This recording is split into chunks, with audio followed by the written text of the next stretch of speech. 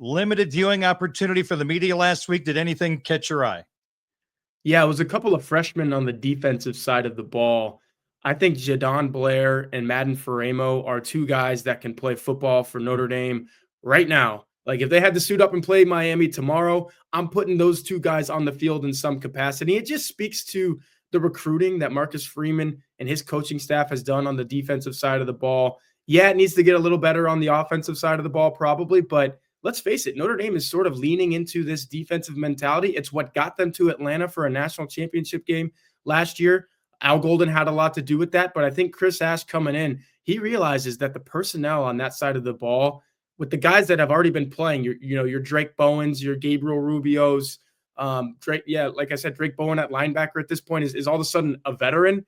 But when JaDon Blair and Madden Faraimo, when they become veterans, like in their third year, I think they are going to be excellent, excellent football players. Because right now, just walking into that Irish Athletic Center last week, the first thing that struck me was, holy cow, JaDon Blair has a serious shot in this safety competition because he looks unlike any of them. He's 6'5" or whatever it is, and he's filled out in the weight room.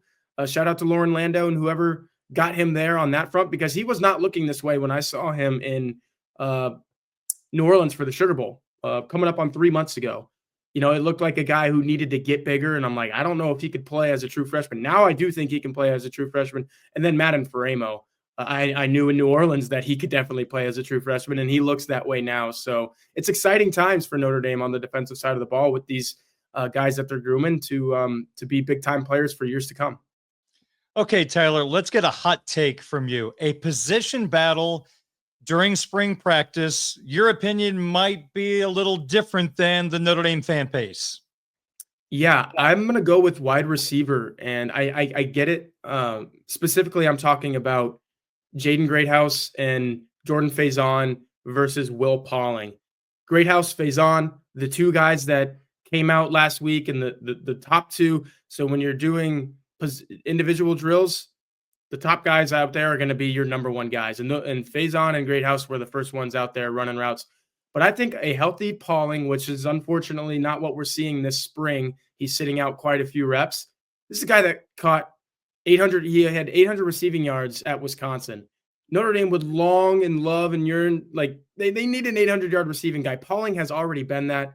I get it. Chris Mitchell was that when he came in, and Malachi Fields is going to come in as that. But I don't know. I just see something in Will Pauling that might get him on the field and take out a Jordan Faison or a Jaden Greathouse at certain points. There's going to be some Notre Dame fans, to the crux of this question, saying, what the heck is Faison doing on the sideline right now? Or what is Greathouse doing on the sideline right now early in the season? But when Will Pauling starts making some plays, I don't know. I just see something in him that it's a different body type. Like he's got the short, quick stature of a Faison, but he's also filled out to the point of Greathouse, where I think he's going to run through some tackles too.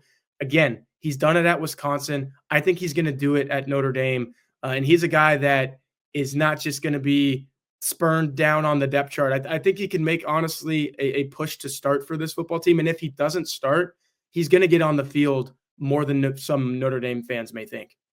Tyler, I would say Mike Denbrock did not use the tight end position nearly as much as Jared Parker or Tommy Rees in his offensive scheme. But the Irish are trying to now find that next tight end with Mitchell Evans moving on to the NFL and rebuild the depth. Where do you stand right now in the tight end position during spring practice? Yeah, I don't know if this is a hot take, but it's definitely a take. It's that I'm at the point where I'm looking at James Flanagan coming in over the summer and kind of crossing my fingers that he's going to be a guy, because right now you have Eli Raridan at the top. And if he didn't tear his ACL twice, I think he would be a totally different guy. But let's face it, he did. And it hasn't really truly manifested for him going into his senior season the way that a lot of people thought it might have by now. Kevin Bauman, 2 ACL tears. He's more of a figurehead in the locker room and there for like moral support, right? The only time that we saw him last season on the field was when he caught that garbage time touchdown against Purdue. So I don't think he's a factor. And then you have Cooper Flanagan tore his Achilles, and he's not going to be a factor for who knows how long. So all of a sudden you're starting to say, well, who's it going to be? Is it going to be Ty Washington coming in from Arkansas?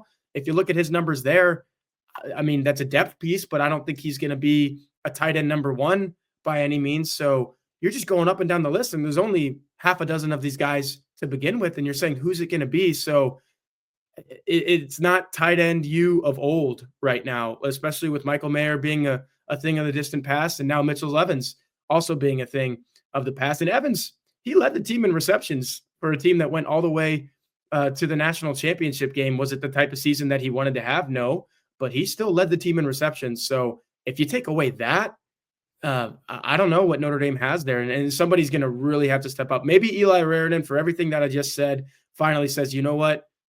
The way my knee doesn't move or bend anymore, be darned. I'm going to go be that athletic guy that I was before that. It's going to have to be someone that breaks out, Darren. That's answering your question, because right now you don't have a lot of experience there. That's just the blunt truth.